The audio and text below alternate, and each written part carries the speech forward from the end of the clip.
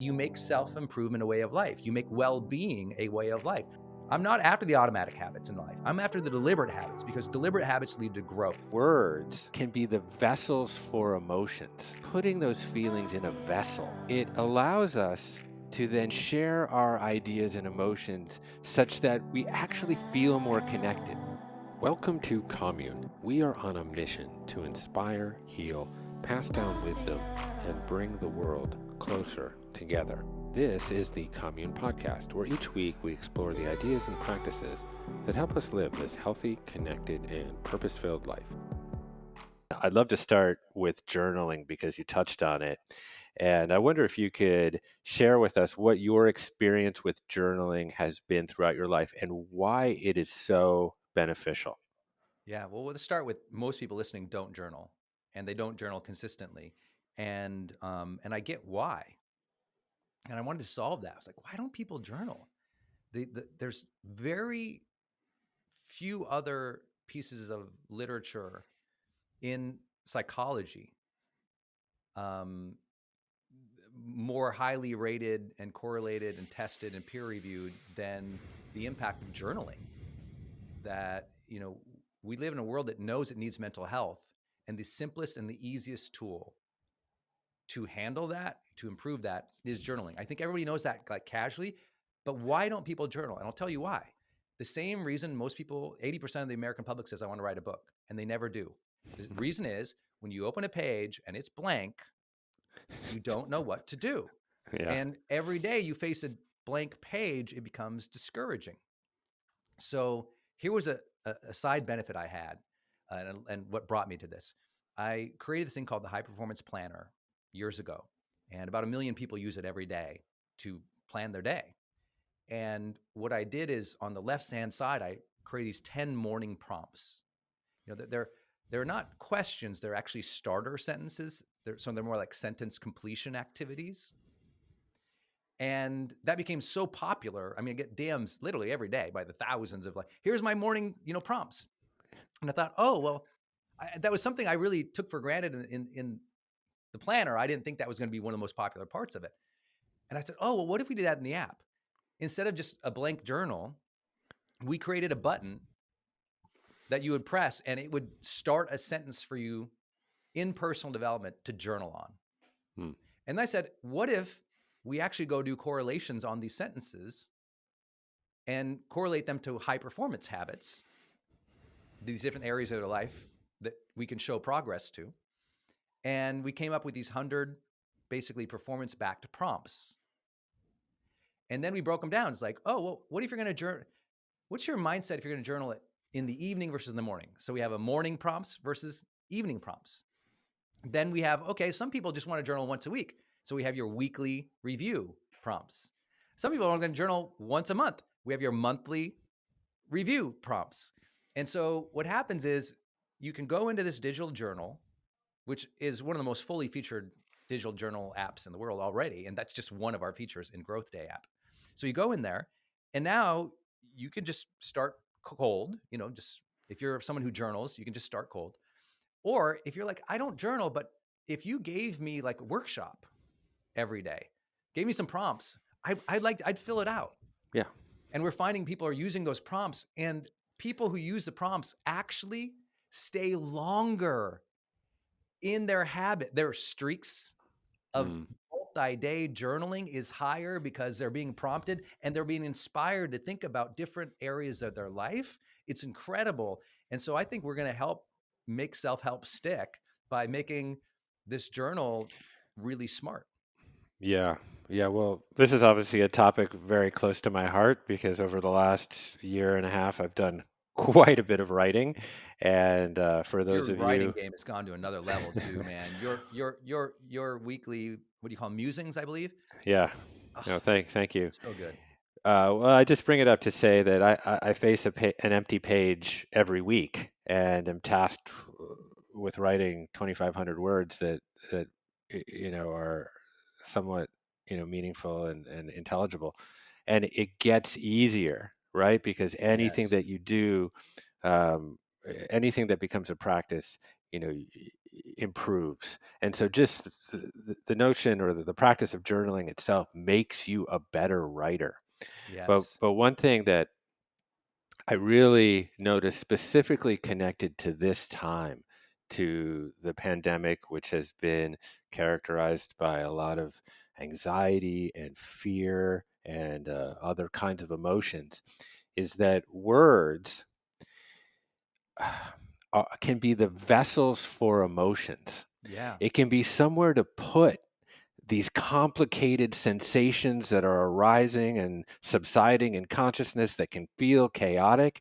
And by spending some time every day putting those feelings in a vessel, Yes. it allows us to then share those words with other people and share our ideas and emotions such that we actually feel more connected. And these levels of anxiety and fear, we realize A, that they're shared, and B, we can get our cognitive brains around them and talk about them.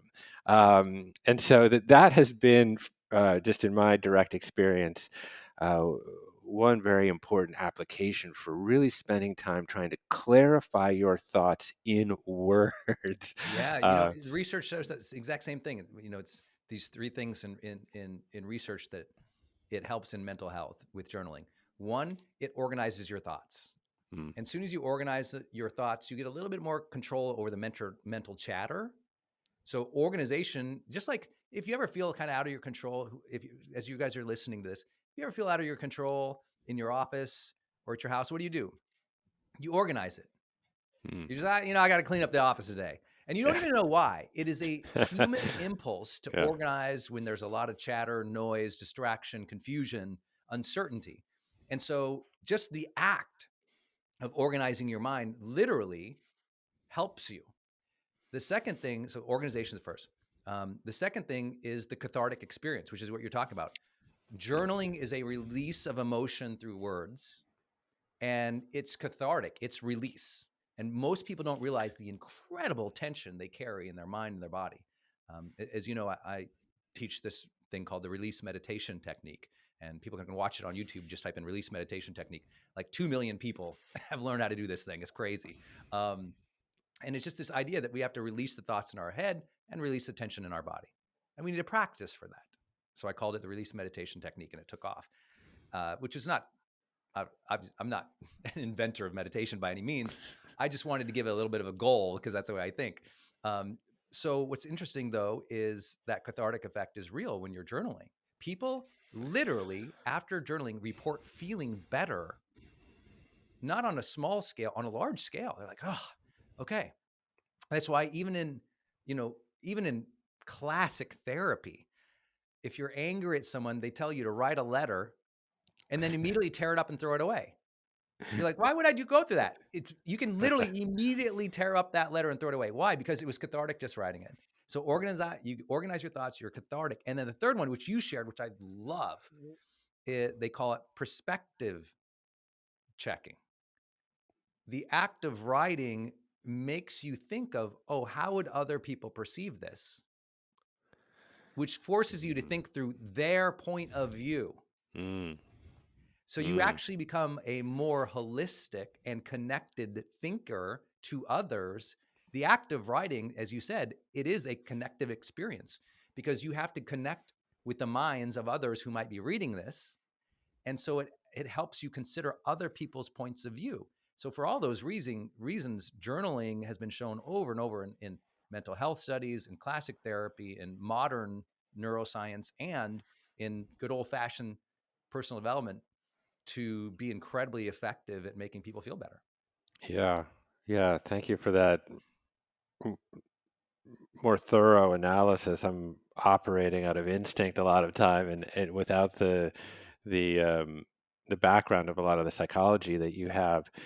Um, uh, just as a product of my own personal direct experience, what I do find is that if you that people can really see their own story in yours. And Yeah. we touched upon this just briefly in the preamble. We're living in this moment of kind of binary opposition where every issue seems to push people to the opposite extremes and we can't talk to each other. And oftentimes, though, when we focus on story, it really helps unveil this shared and common humanity that people have, across, political affiliations, religious affiliations, racial identities, etc. Um, so I think there is something really important in story and the utility of story to foster community and greater understanding. I also just think, and we'll get into habits and how habits are formed, but oftentimes I'll have an idea that I'm teasing out, and I'll be coming at it from a bunch of different angles. But then when I sit down and codify and clarify those ideas on paper, it feels as though I am forming kind of new neural networks where many of those ideas then actually really get established, Yes. and I develop a degree of fluency with them and talking about them. And so, in a way, I think the actual process of writing helps to develop these neural networks and solidify memory, and give us more fluency, with all of the thoughts that seem to be appearing in awareness, of which there are many day to day. Yeah, it does. It makes you, I mean, there's no question that, even from academic research, when you write about a topic, you master the topic faster. Yeah. It's a skill building activity as well. And also it's a creative activity as well. It's like, I don't know any major artist that I've ever met in my life or studied who didn't diligently journal in some way or another, whether that was a sketch with some words, um, or it was just reflecting on life in a philosophical way. It's just, it really does change your brain. It really does help you in so many ways. And I am one of those guys who it it really saved, I really believe, my mental well-being in my 20s, because I was just like, way, for people who are, I don't know how many people here are just like, I was that productive striver and I had Mm. high anxiety. I didn't know it was anxiety. For me, it was drive. I thought I just had a lot of drive, but there was a tension to it that was unhealthy. And my body and my mind started breaking down. And Mhm. learning to just quiet the mind with meditation and journaling, those two wonder punches together really changed things for me. And that's why when we built Growth Day, I thought, you know what? We need to put every tool available in this thing so that people don't need to go, oh, I love Growth Day, but I got to go use this other journaling tool. Right. I mean, most people, in my industry, in either software or, online, would say, no, no, just do one, build one thing. I'm like, no, we're going to build the first all-in-one, because that's what Yeah. changed my life. I don't think Mhm. personal development happens because you do one thing over here. It's like you make self-improvement a way of life. You make well-being a way of life. Commune isn't something that you guys talk about. Just do this one habit Yeah. over and over and over. It's kind of, it is very similar to, we were all learning from the ancients already. It's like yoga wasn't just like, hey, do this one pose over and over. Yoga was a philosophy of life that also had lots of different activities related to it. And I think that modern personal development needs to adopt that and understand we need a life philosophy and we need life practices that are holistic and we can do on a continual basis. We can be reminded to do with these tools. I think apps can be a major distraction in our life, but if it's reminding us and prompting us and we receive push notifications that says, hey, did you journal today? Or, hey, well, why don't you score your habits today or your this week to see how you did this week? Or, hey, looks like, these topics are important to you. We have a teacher coming up on that watch. I think those prompts, those little Mhm. nudges help us make self-improvement a daily touch point. And when we make any topic in personal development a daily touch point, that daily touch point is a gate that opens to greater self-awareness. And as we get greater self-awareness, we achieve a higher level of discernment of who we are and what's right for us. We become more intentional. Yeah. As we know who we are and what's right for us, we become more intentional. it's easier to build and stick to habits. And because we're more intentional and discerning, we end up becoming better people to our kids because we don't act out. We become better leaders because we don't act out in ways that aren't in alignment and congruence with the best of who we are. So that simple daily touch point in personal development opens that gate to self-awareness, changes our behaviors, improves our relationships, and changes our lives. And it's why I read personal development every day still. This is my 25th year. I've literally read personal development every morning for 25 years straight. I read a personal development book, psychology book, or leadership book every week for 25 years. I still do Wow. it. And people are like, why? I'm like, because I'm not done growing. I'm getting better, baby. Okay. Well, let's talk about habits for a moment because I read something, I think, on your Instagram page that I felt was just a very simple and beautiful encapsulation of this topic. And then we can mine it a little bit more. And I've got to put on my glasses to read it. So, um, first, it is an intention, then a behavior, then a habit, then a practice, then a second nature, then it is simply who you are. So I think I heard Bruce Lipton, or I read Bruce Lipton say once that 97% of everything that we do every day is subconscious, essentially below the crust of conscious behavior. And most of this stuff is very quotidian. It's like we're flipping the turn signal at the stoplight. Um, but some of it isn't. Some of it can lead to uh, insidious behavior that seems out of our control and that is inhibiting us from becoming our best self, from taking that extra risk, etc.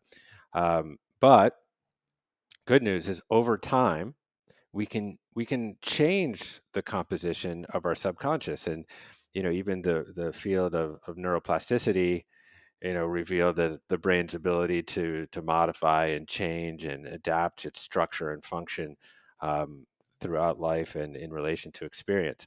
So that's the good news, is that we can create new neural networks that can change our habits such that they become simply who you are. Yeah. And so I wonder if you could talk about that process of forming new habits. And I know that's a big well Yeah. I there. think that's important. I always start with which habits should you form? If you're going to give the mental effort towards it and the discipline towards it, which habits? As you know, I wrote a book called High Performance Habits, and um, we looked at all these different habits that lead to long-term success, external measurements, positive relationships, people who had self-reported and socially reported more positive influence in relationships with others, and a sense of well-being, right? Mental health. And Yeah. so we looked, there was 100 different ones that had like all this research behind it.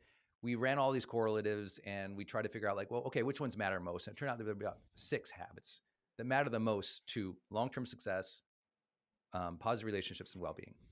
And in that research, it was like, oh, these are the 6 most important ones. And again, I'll just reference high performance habits, not to go down that wormhole here. But then we had to ask, well, how did people form these? And what I loved about it was none of those habits were what most people now talk about in all these other habit books that drive me crazy, which is, oh, you should do things that are simple and that become automatic. And they kind of miss that whole quote you're talking about. No, first it starts with an intention, then you do the behavior and you do the behavior. Then you make it a habit.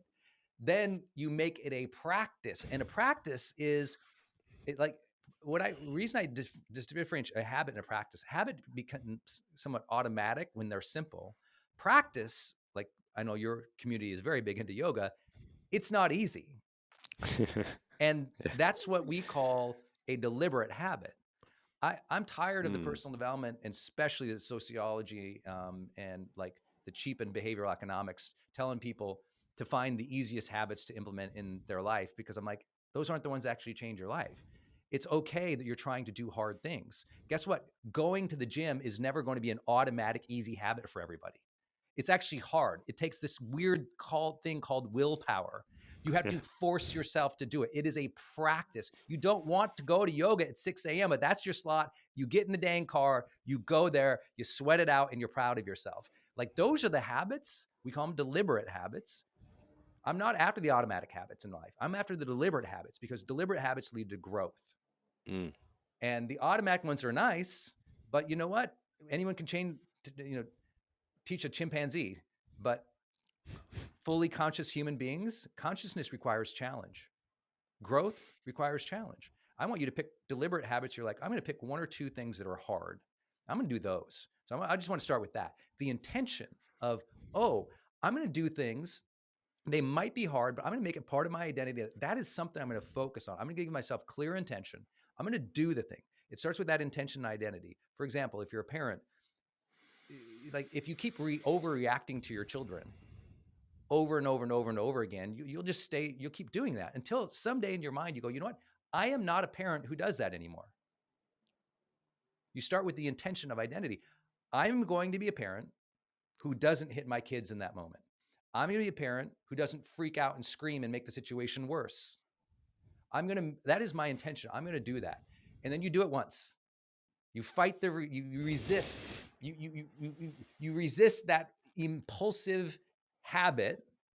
Resisting impulsive habits is a huge conversation that no one has in personal development for some reason. I'm like, and so does easy psychology. I'm like, no, resist that awful part of you. It's like, you have to have, how do you do that? You start with the intention. Yeah. So then you have the behavior. You don't freak out on the kids. Great. Good job. That was one time. Now force yourself to do it several times. Make it a practice, make it a practice, make it a practice. And over time, now it's not that the habit becomes automatic and easy every time.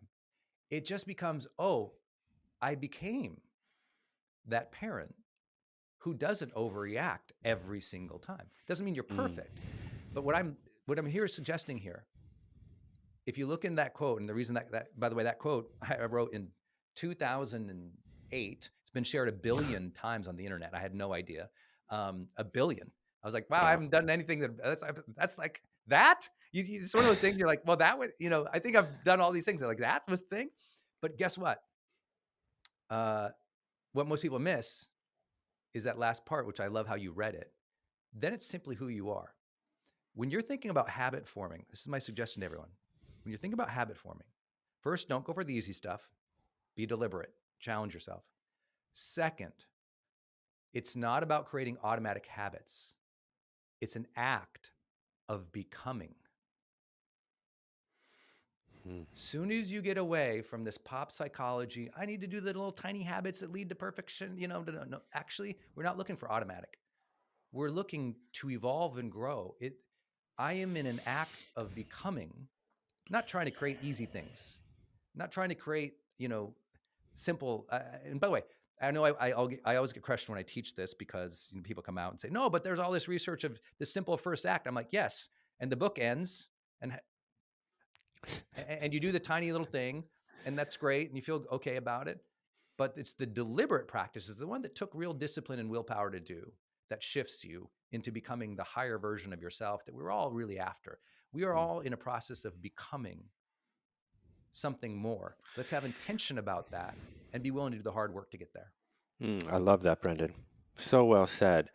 Yeah, and this is what we are striving for, this authentic life of integrity, which I have come to understand as living in alignment with your highest principles. Yes. And this is aspirational. I'm not sure we ever get there 100%. That's right. And you use that example of a parent getting mad at their children, or in some cases resorting to corporal punishment and being like caught up in the emotion of the moment, and the ability to cultivate the capacity to resist. And Viktor Frankl has this great quote about our liberation is, finding that space between stimuli and response, and inside that space is, this is where our freedom is, and a lot of that comes down to mindfulness or meditation practice, where you can actually witness yourself Mm. and your behaviors um, as if you were floating above yourself. Yeah. And when you're sitting in meditation and you're becoming the kind of witness of phenomenon arising and subsiding, moment to moment thoughts and sensations and feelings, and being able to witness them and perceive them without fixating and connecting and identifying with them, you begin to develop this capacity where you can almost witness yourself within daily life, and Yeah. you're creating that space that allows you to resist. And from there, you can, uh, I think, have a clearer path to developing some of these deliberate habits. And I love that framing. That framing is so good. So Thank thank you, you. man. I Thank you agree for with that. that. And I love your word of even of integrity there. Like integrity is not easy. And I think we came into a culture where everything's supposed to be easy or we don't do it. And in fact, I think that's why we've gotten, not, I don't want to use the word soft because I think that's super judgmental, but I think we've gotten resistance to doing the very hard things that make us such better persons. And, at the beginning of things, often, it is like, oh, in that situation with your children, you, you, you, you have to resist that urge to do something you shouldn't do. But over time, the act of becoming is now, instead of having to resist those quote unquote lower impulses or those automatic impulses, the beauty is now the resistant, like the need to resist isn't the forefront. Now what is happening is an alignment with what you said, your highest principles. It becomes easier to align with your highest principles, and the resistance, it's like resist bad things, stage one. Align higher principles, stage two. You know, Yes, it's like yes. throw out all the crap in the pantry first, and then start eating the good stuff. You know what I mean? It's like there's that act of removing what is what you're pulling your foot off the brake of the bad things before you hit the accelerant of the alignment with the higher principles. And so I think that's a simple thing everyone could go in their Growth Day app right now and journal on, is just like, oh, what are things I know I need to resist doing because they're not in alignment with who I want to become. Yes, yes. And of course, this is protean. I mean, you can apply these lessons to myriad components of your life, like leadership, for example. And you've done so much research and considerable field work in the area of leadership. Um, and I think, I have been a CEO for 20 years in various different companies, and I've had to learn in some ways the hard way. And it's only been, I think, in the last 5 years when I've really spent more time cultivating what I would call the better angels of leadership, that I've become a more effective leader, and subsequently the entities that I've led have become more effective. And so we have, I think, leaders have been in some ways inculcated into this antiquated sort of vision of sort of patriarchal leadership as a kind of chest thumping, charismatic monarch who knows the answers to every question and will pilot us into victory. um, but there but there is another way. I think when you cultivate that space, and Lao Tzu talks about this in the Tao, for example. I think he says something like, you know, um, uh, when the master doesn't talk, he acts. And Right. when his work is done, the people say, "Amazing! We did it all by ourselves." Right. It's sort of the leader almost just disappears, and all he has to do or she has to do is hold the space. So I wonder if you could get into some of the characteristics of great leadership, because I know that's something that you talk about often, and also will be a part of Growth Day.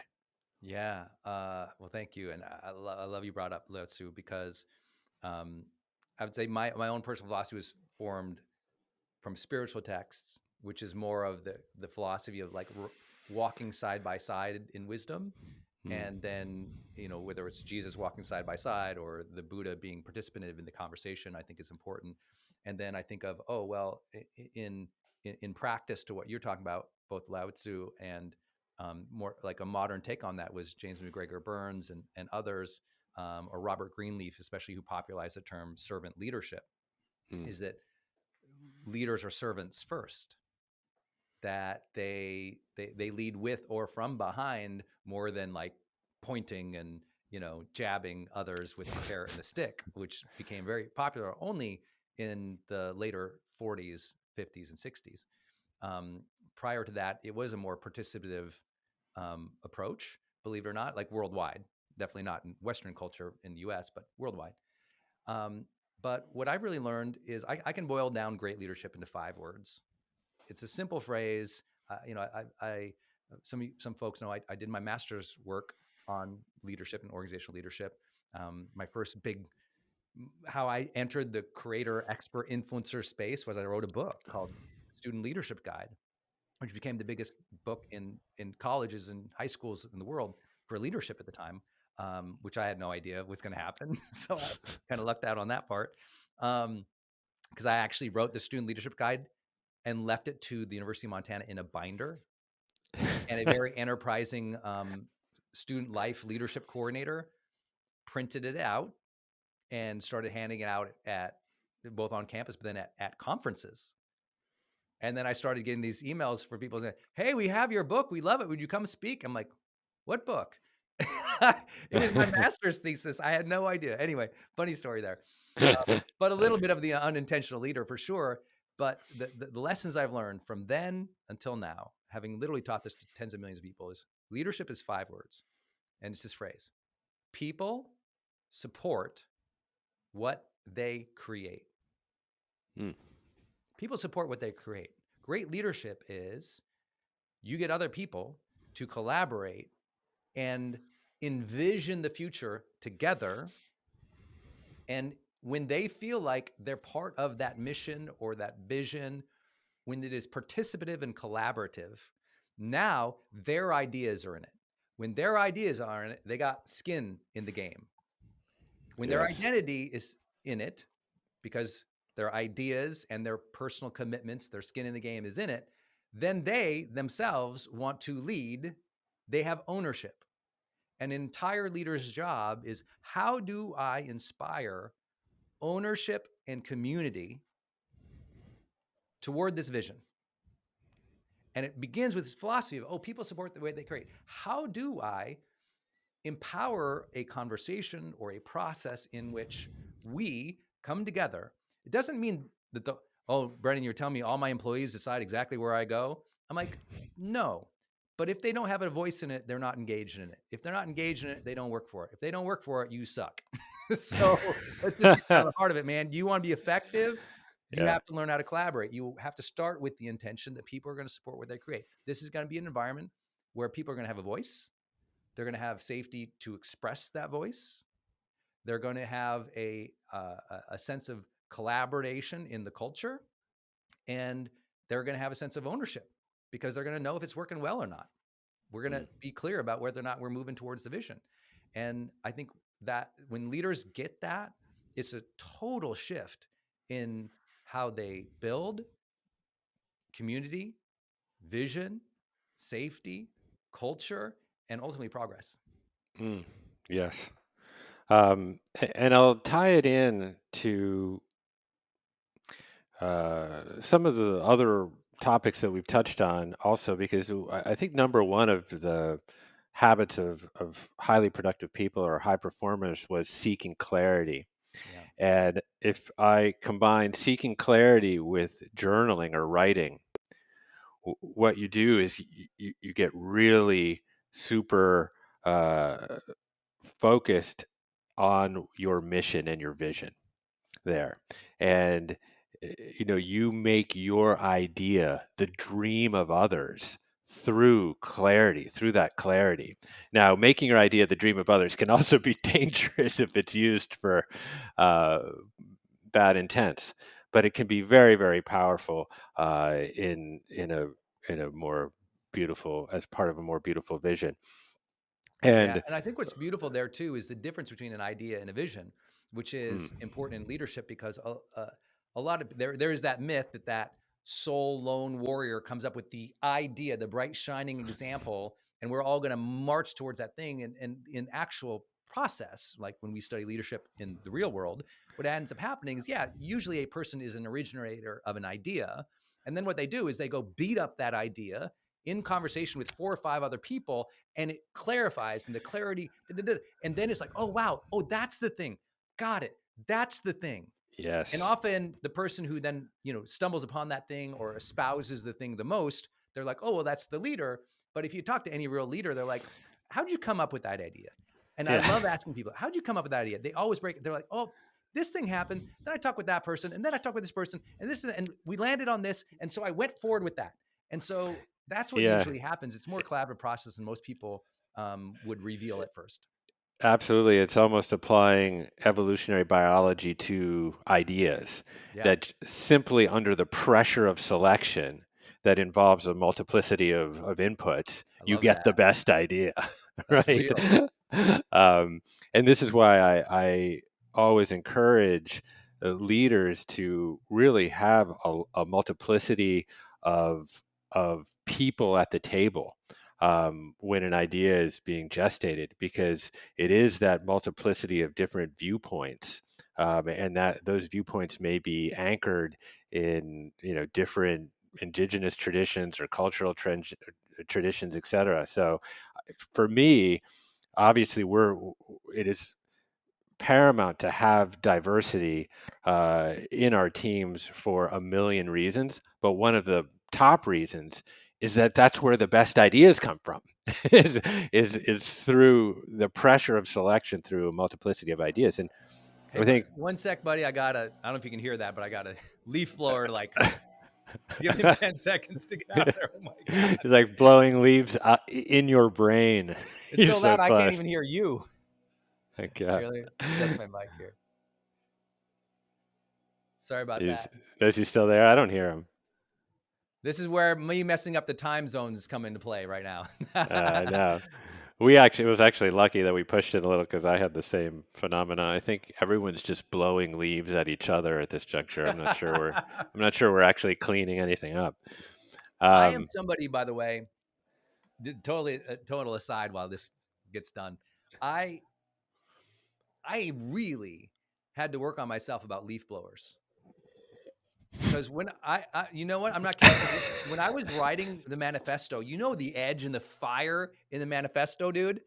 Well, guess what? I live in this neighborhood. It's like a suburb, and like every house had a leaf blower person, and it seemed like they all came on different days. So every day during my writing, this grinding, and I'm a sensitive hearer, so this grinding thing, and it would just and it would literally mess up my writing. I would get so angry that I would want to run outside and go, "Hey!" And I'm trying to do my job, and of course the guy would be like, "I'm doing my job," So, but I also grew up in Montana. No one had leaf blowers where I grew up. right. Like it takes kind of the same amount of time to either rake it, mow it, or let it be, man. And so I just I know. Well, it's funny. Fortunately, my neighborhood here has all of their leaf blowers scheduled on Wednesdays, which is basically my cue to leave town. But when I'm here on Wednesday, I stare out this window, and from 9:30 to 10:30, that guy is blowing leaves this direction, and then from 10:30 to 11:30 there's a guy that comes here and blows them back the other direction, right. and I'm like, what's going on? I'm like, really? um Anyways, So but clever. Okay, I think that guy's. I think he's gone. All right. Let me see. That's gone here. Let me turn my mic back on. Sorry about that. Oh, no problem. Hopefully you can't hear it. If not, they'll wipe us out. Where were we? We were talking about Okay. diversity. I want to jump in on that one too. Yeah. So let me cue you up a little bit about the importance of diversity. We were just touching on how diversity can, and having a multiplicity of opinions at the table and perspectives at the table can yield the best ideas. But I'd love to hear what your thoughts are on diversity. I'm with you, man. I'm totally with you. A huge opening for me came during the pandemic and during the riots after George Floyd's murder, and I was already in a very big, thoughtful space about where my platform needed to be and where it went. And, you know, this funny thing, if you look online, like my social media has always just been it's a collection of my writing. Like all of my social media is a collection of my writing and teaching. I don't have other people on it, never have. I mean, my Facebook page has like 5 million fans on it. That actually began as a community site. Someone started it and got it up to like 400,000. They're like, hey, we put all your writing here. And they handed the keys over to me one day. I was like, oh my gosh. And so I just kept it going. And so all my social media it's like a library of all my stuff. But when that became millions and millions of people, I was like, wow, I got to do something with that someday. Maybe not on those platforms because people subscribe for that stuff. But I thought, well, I have access to this audience. And if you ever came to my live events, I always had diversity in all my speakers since 2009, my first seminar. So it was always very important to me, especially to have, underrepresented teachers on my stages. So if you ever came to my stages, like, oh, wow, first you notice 70% of my audiences were always women in personal development and seminar world, which is not the norm back in the day at all. Right. But then it's 40% international students who from all walks of life. Well, that happened in my live seminars, but it wasn't happening online. So when I decided to start Growth Day, the first thing was, how do we bring in other voices, and how do we make Growth Day not just my teaching? How do we make it other people? So, first calls out were some of my favorite teachers from all walks of life who I learned from and who I loved. And we made Growth Day immediately feel like, oh, wow, look, there's women who are teaching. There's people from the Black community teaching. There's people who, have completely different, diverse backgrounds than quote unquote traditional personal development or quote unquote motivational speakers, right? It's like, oh, I partnered with you. I'm like, hey, how can we find some of the Commune's best teachers, and can we bring them into the platform as well, and some of their content? And that was just, it was trying to say, let's be intentional. Whatever you all are building, how can you bring in other voices? And it was a real active and strategic effort. And I recognize my points of privilege by and far. It doesn't matter how or where I grew up. I grew up in a system, and I'm a white guy, and I had to be attentive. Like, oh, I have this choice to build this new thing. When I build it, how do I make sure there's other voices in there? And I honestly, here's the crazy thing. Everyone's so fearful of that process. I loved it. I learned so Yeah. much. I'm learning now. There's some of my favorite teachers in there, like Koya Webb, who, Koya is also a Commune teacher. She teaches on Growth Day. I love her sessions. They fire me up. We have Gloria Tonmo or Anthony Trucks or, so many people from different backgrounds and perspectives. When I learn from them, I'm like, I'm fired up. So I'm hoping to do that in personal development, just as you and Skylar did far and long time before I did. So I learned from you about that, and I'm inspired by it. Well, yeah. Well, thank you for that. Yeah, obviously, I grew up overseas in all sorts of different social milieus, and just going into a new country with a new language in a new school as a young boy, feeling like the outsider trying to belong. Yeah. And I mean, that has colored my whole life and my whole desire to create community. So, a lot of these things are just reflections of our own personal experience, but there's always, ways for us to improve in this regard. And just to bookend some of the conversation on leadership, one of the things that I have found over kind of my tenures as CEOs of various companies is that when I can develop clarity around the vision, such that that people can develop mission fluency very simply and easily. And when people are fluent with a mission and a culture, that gives them a lens through which to make decisions within that culture and within that community. And when people have a lens, you can let go, and the decision making becomes decentralized. And then what that engenders is a culture of trust and a culture of empowerment where people feel free to make mistakes and apologize later and know that they're going to be supported and see a bigger future within the organization for themselves. And that leads to less turnover, which leads to institutional knowledge being created within an entity. So and I can't tell you what a relief it is to not have to make all the decisions. In fact, the less That's right. decisions you can make as a leader, sometimes that's the better. Yeah. You can lead like the ocean. Know that all of the streams and tributaries and creeks and rivers flow into you. You don't have to flow.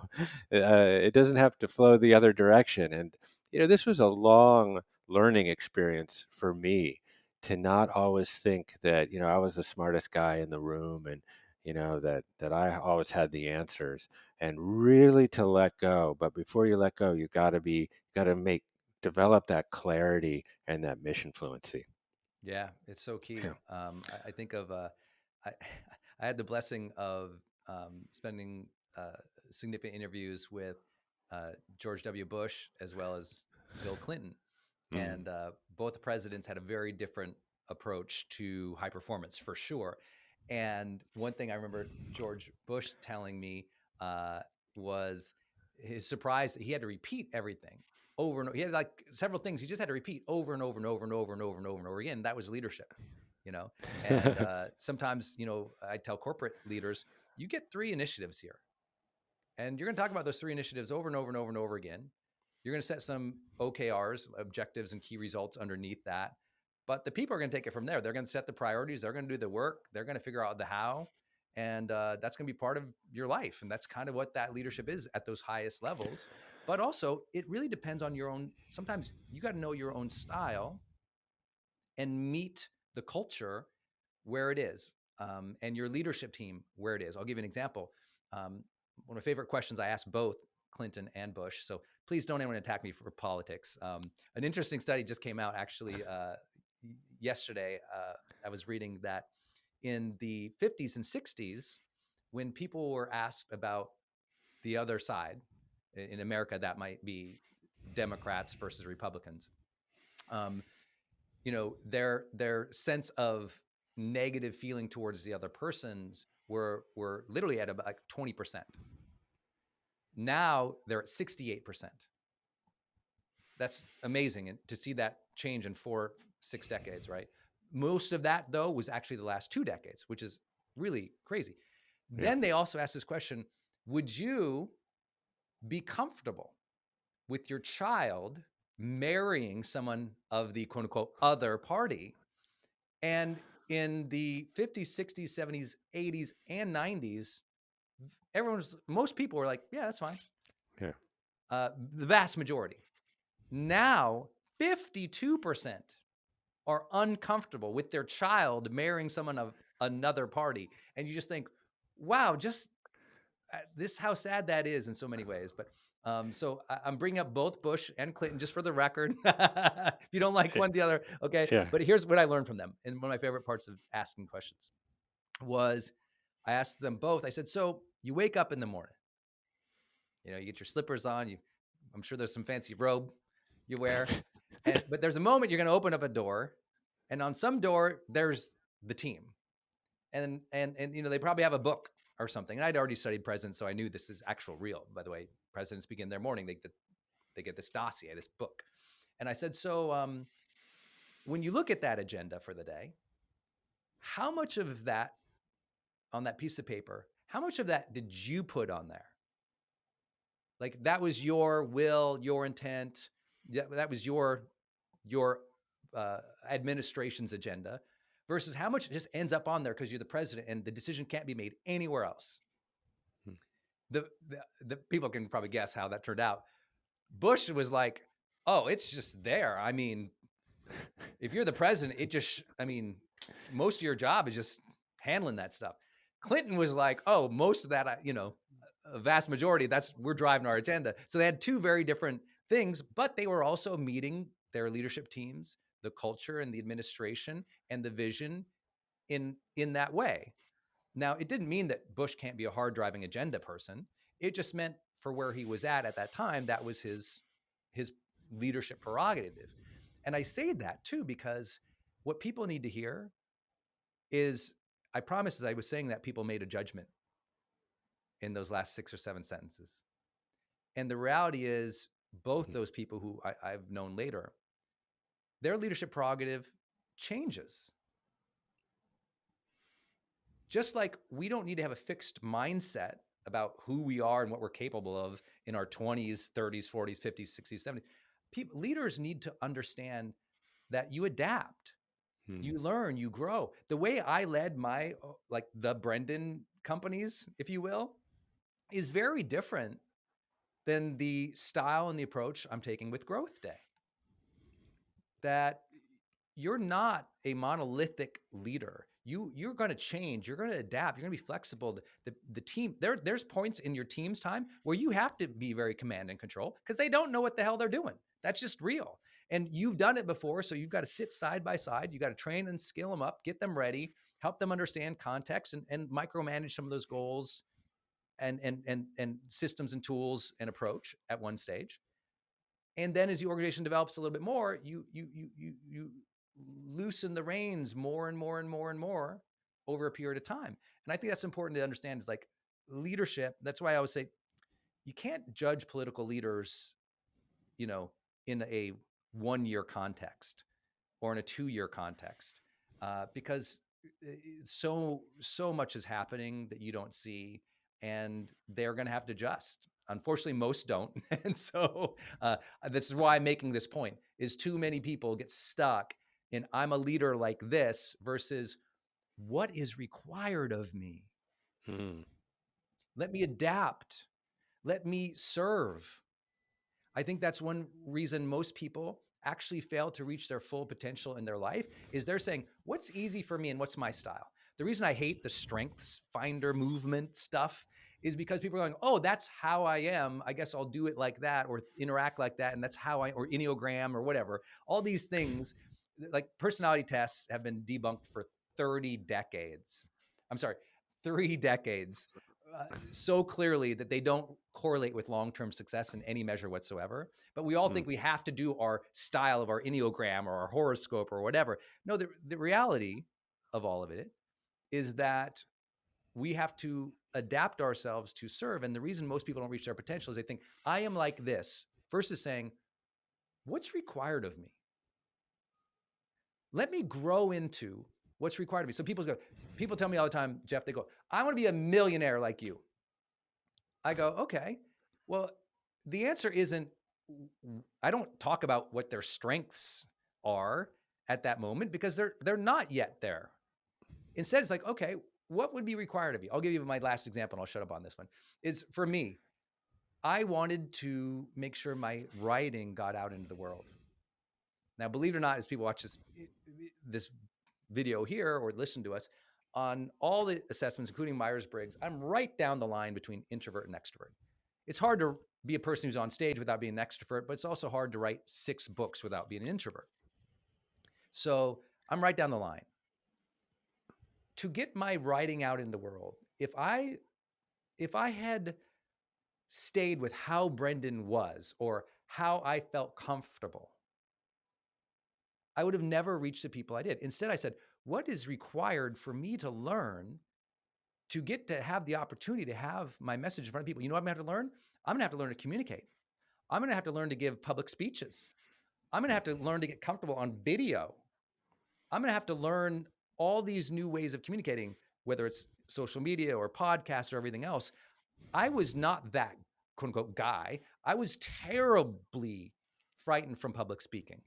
Now I lead 5-day seminars where I'm on stage for 9 hours. I do the second longest show in all of my industry and have done it for 8 years. Like that was not me. I asked, what's required to make my impact in the world? What's required? I'm going to have to learn communication. I'm going to have to learn leadership. I'm going to have to learn to take better care of my health. I'm going to have to learn to master my mind when it goes squirrely on me. I'm going to have to learn nutrition so I have the energy required to lead. I became what was required to have that result. And I think that's what's important for leaders. Don't just do your style because that's your style. No, in that context, in that organization, in that company, with that specific team, with those specific goals, who must you become to crush it? Yeah, interesting. I mean, that requires a lot of humility, actually. Yeah, I suck at so many things.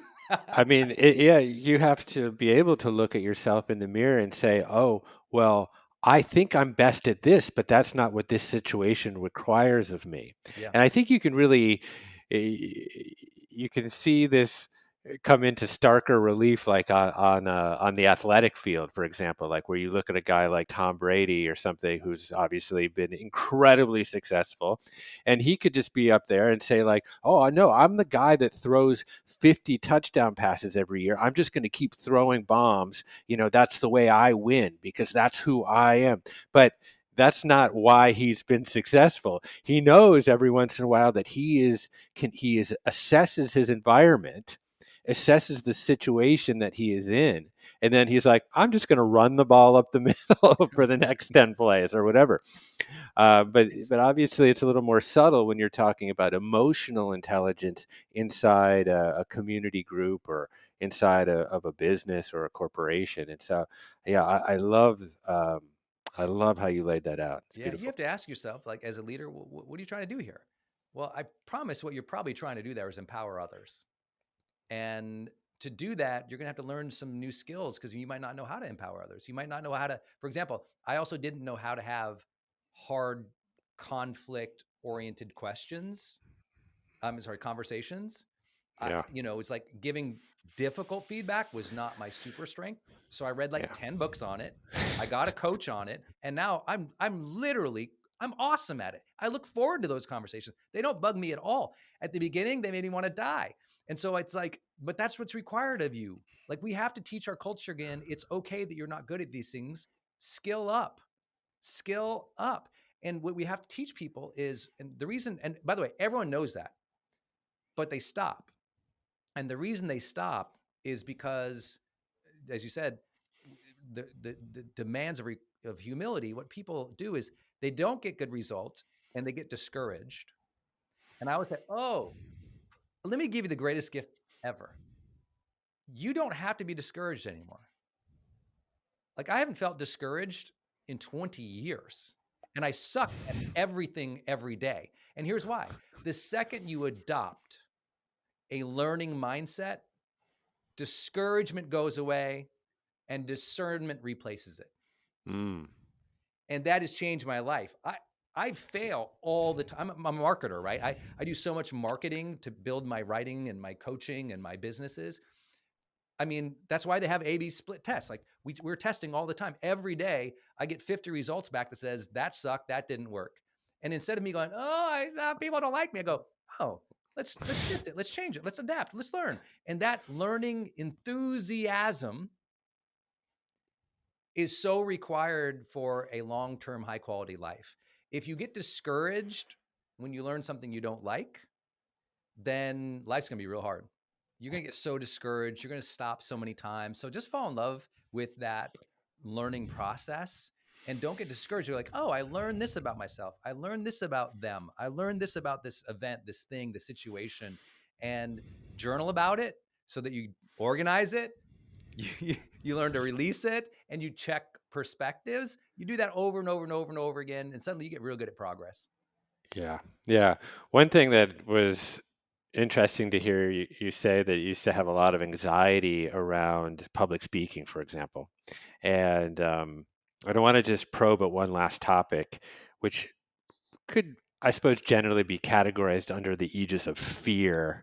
I mean, we talk a lot about fear as this kind of fundamentally deeply wired reaction, to protect humans against perceived threat, but obviously you and I are rarely getting attacked by rhinoceri on the Serengeti. I Right. suppose some people are, but most of the fear that we're managing in modern life is psychological fear. Yeah. And I think it's fair to say that sometimes that fear has its roots in real trauma.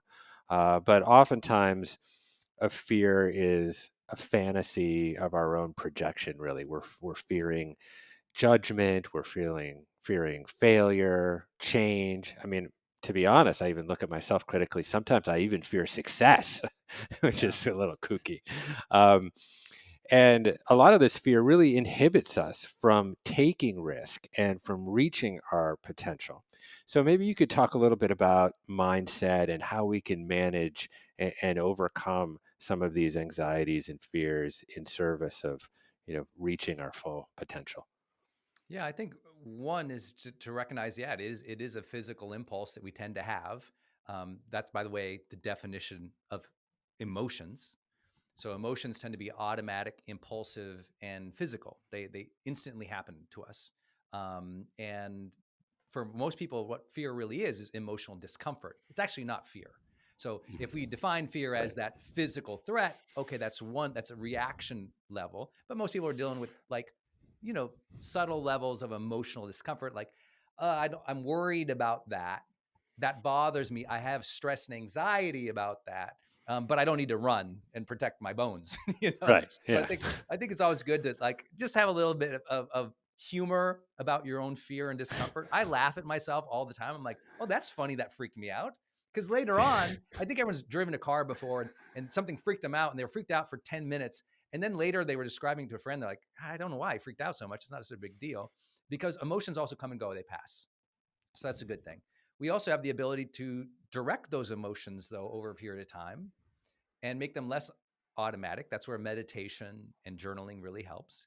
And then also, most of those fears are intellectualized, to your point. It's thinking. I'm stuck on this thinking pattern. The thinking pattern in fear specifically is what if followed by a negative statement. Yeah.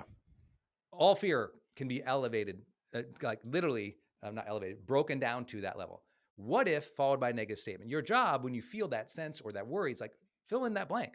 What if what? What is the worry or the fear you're having? Well, what if they think I'm stupid? What if they don't like this? And the good news is we only fear four things. We all fear ruin.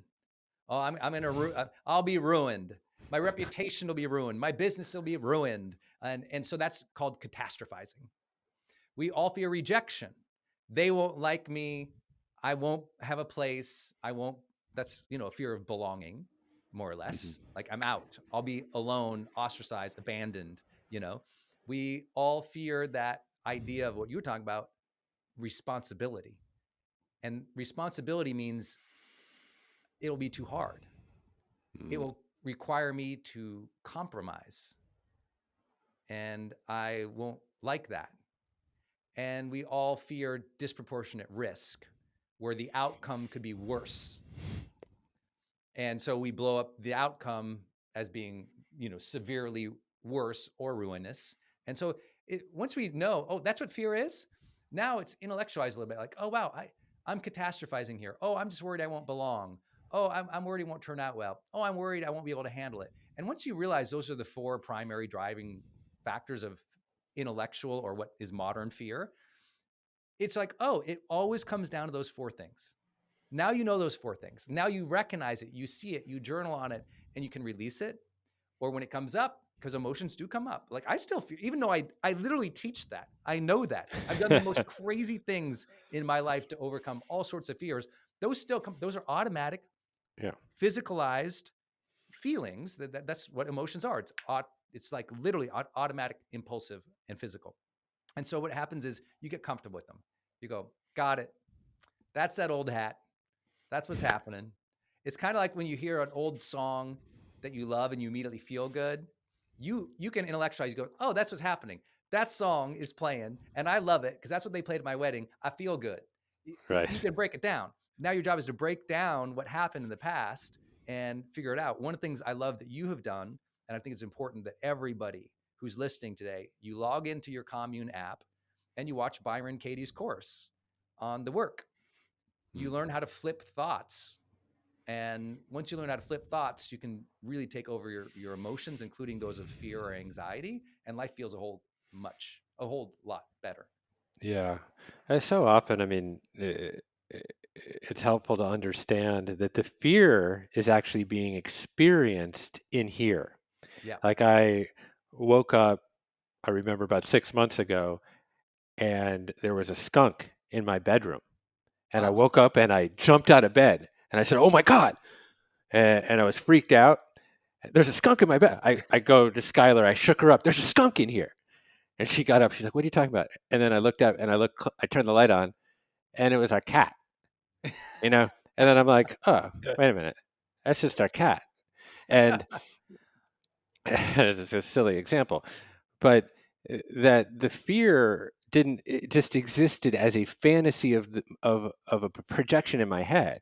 That's right. And oftentimes the energy um, around anxiety is uh, the sensation itself. If you were to actually witness the sensation without assigning any valence to it, the sensation around being really excited and Yeah. being very anxious is almost the same thing. It's like you can have this feeling about around, I'm just about to jump on stage, and it's a sensation, excitement that's welling up in your body Yes. somatically, as you say, and you can assign that a valence of positive or negative. And so oftentimes it's really our ability to, again, cultivate that capacity to witness the nature of the sensation and then either don't label it at all and just enjoy as it's coming up. And you're like, there's that old friend. Yeah. Rumi has that great poem of emotions, coming in like guests to a party or uninvited guests, and Yes. and coming in and just leaving, but you're the house, Love um, that. Well, and and it's very similar of it coming up, and you know because it is most emotions are physicalized. And I know when people hear me say, well, you're just intellectualizing it into ruin and rejection and responsibility and risk. It's like, okay, I got it. But knowing that the fear is experienced in the body, even though it's labeled in the brain, it's like, okay, let's honor that. And mental health practitioners, specifically therapists, have found, who do research in modern therapy for emotions, like Barbara Fredrickson and others. What you find is really an emotion comes and passes in 90 seconds to 120 seconds. That's kind of mm, like the range where almost all it comes in, but almost it always dissipates. That your job is not to never have it again. Where I'm not about the obliteration of any emotion. What I'm about is making sure that you're not slave to them. And so you know, when it happens, first, it's like I always tell people, it's 3 steps. No matter what the emotion is, if it's discomfort, first step, I need you to breathe for 120 seconds.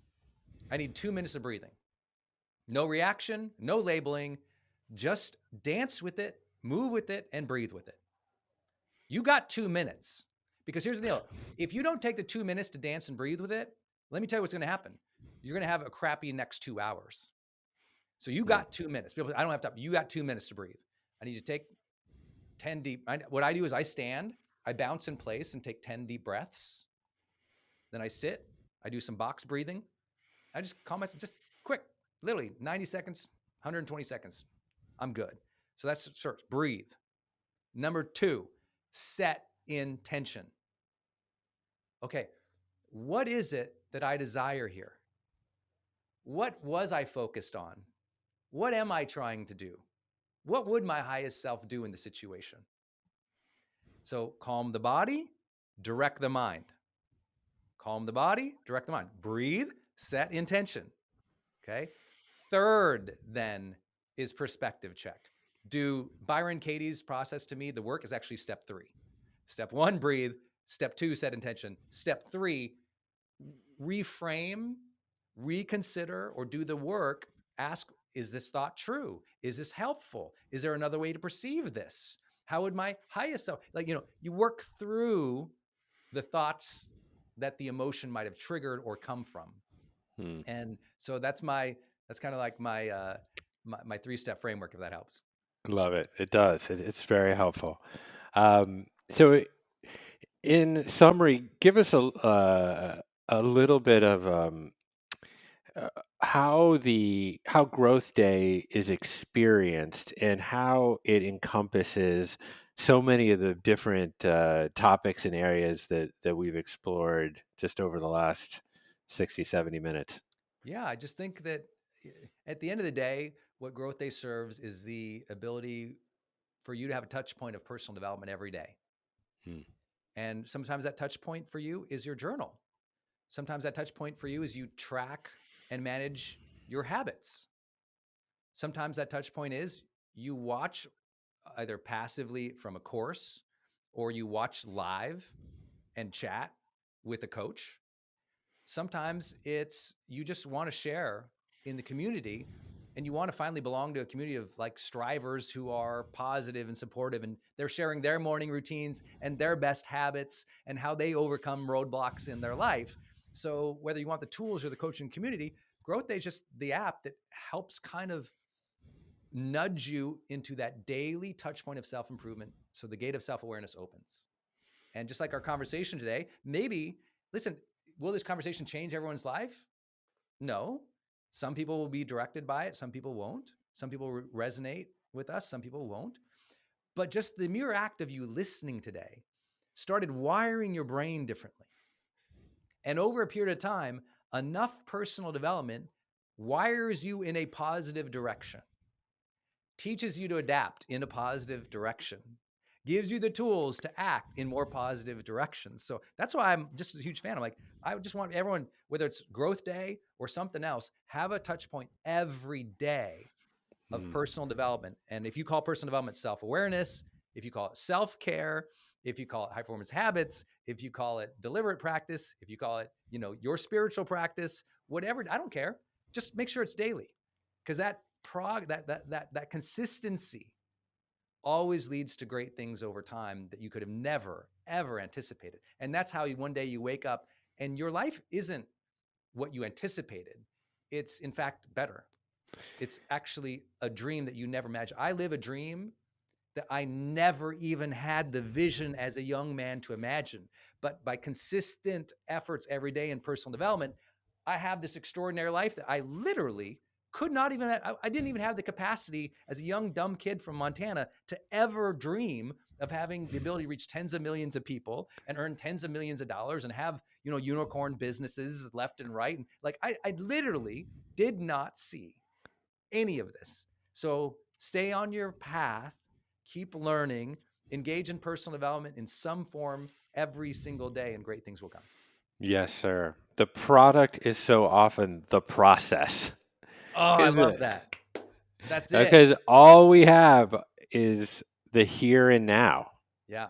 And how are we going to spend this precious time in the here and now?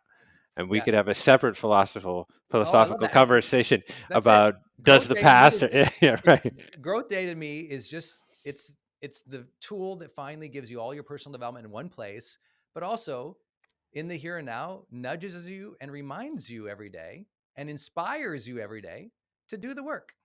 And Yeah. I think that's what's cool about our community is our community. You'll see as soon as you log in, we have a 14-day free trial into Growth Day, and they can get it at growthday.com/commune. And what's cool about it, dude, is that you could just try, you'll see right away, like, wow, these people are fired up. Attend one of our sessions, you're like, oh God, wow, that's great energy from all these different people. And wow, look at this is the best personal development journal I've ever seen. Or this is look at I can track my habits that are actually researched back to lead to the outcomes we all want in our life. This is cool. And now it's you setting up notifications to remind yourself and just keep doing the work, man. I love that. The Yeah. product is a process. I learned something today. I love that. Amen. Amen. Well, I always learn something from you. And I really just value your friendship and Ditto, and man. all, and so thank you for being you once again. And to Thank be you for continued. inspiring us all, man. You brought such good, I mean, such, I don't know, you brought such goodness to the world with Commune. And honestly, even before Commune, everything you've done in your career to help people, if you think about the people who actually did the work to bring today's modern mindfulness movement to the fore, you were certainly central in that in this Mm, country. So I cheer you on. I support you. And yeah, I find you a brother on this path of life. And I appreciate you, man. thank you. Brandon Burchard, to be continued, because we'll Jeff have many of these. Krasno. I appreciate you, man. All right. Hey, thanks for watching. If you liked this interview from the Commune podcast, then I think you'll love this video right here.